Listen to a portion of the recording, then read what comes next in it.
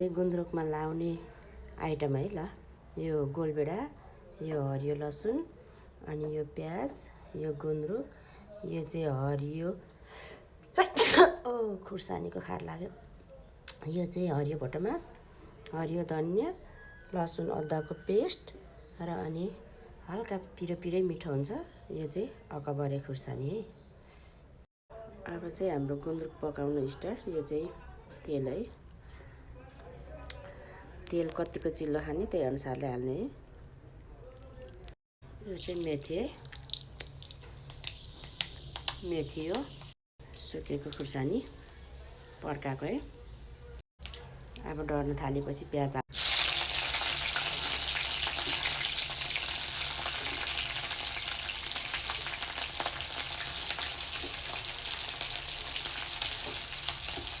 यो हरियो लसुन,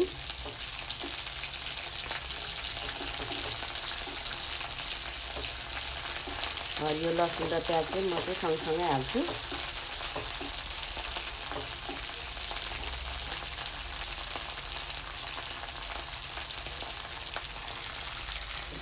अनि हल्का चलाउनु होला।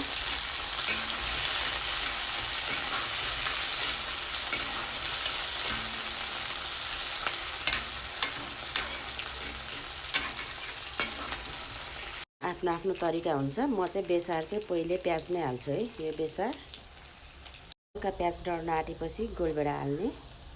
पहिला गोलभेडा पाक्यो भने यहाँ एकदम राम्रो हुन्छ। अब चाहिँ हामी गोलभेडा हाल्यौँ है। र यो गोलभेडा हालिसकेपछि यसलाई पनि चलाउनु होला।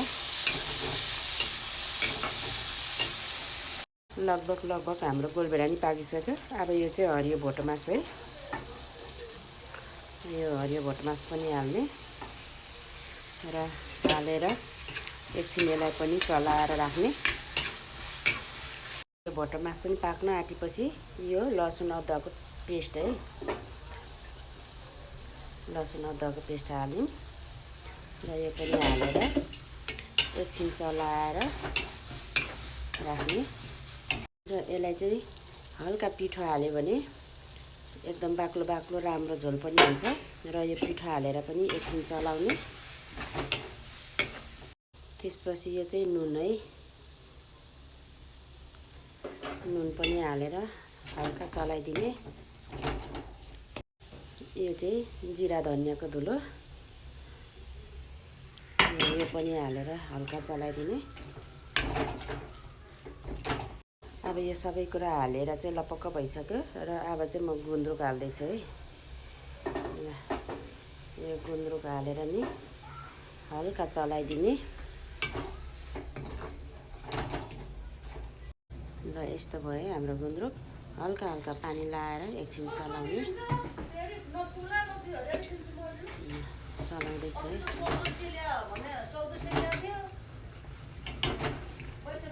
यस्तो भयो हाम्रो गुन्द्रुक। ल यस्तो भयो है हाम्रो गुन्द्रुक। हस्।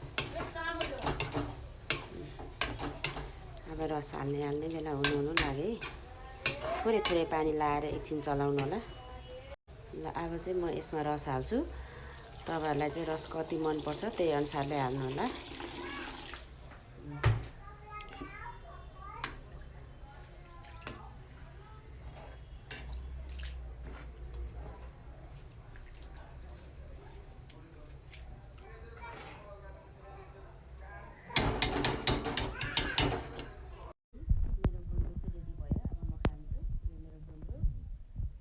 च्याउ, बिरालो, आलुको तरकारी, यो सलाद, यो फर्काको गोलभेडाको अचार, यो साँधेको मुलाको अचार, यो खाना र यो अकबरे खुर्सानी अनि पानी।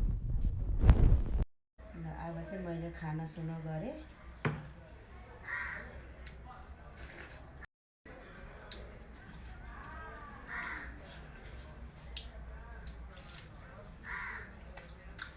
एकदम मिठो भयो है।